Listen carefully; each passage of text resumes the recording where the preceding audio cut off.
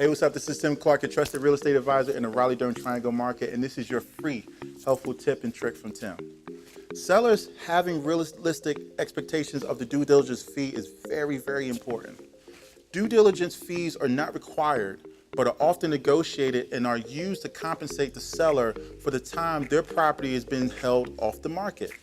Now, you might see on a third-party website a status marked contingent, but in that contingent status, well, different from pending, the buyer has the prerogative to terminate for whatever reason before the expiration of the due diligence period.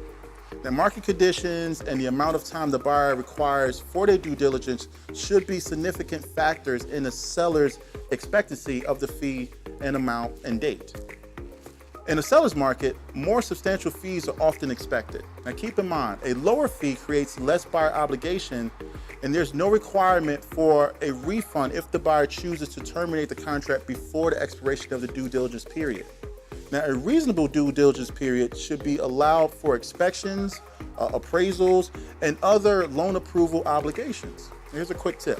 As a seller, you want that period to be as short as reasonably as possible, and the buyer, you want the period to be as close to closing as possible. Now, if a buyer needs more time than reasonable, then a substantially higher due diligence fee becomes more reasonable and understandable. This is Tim Clark, and this is your free helpful tip.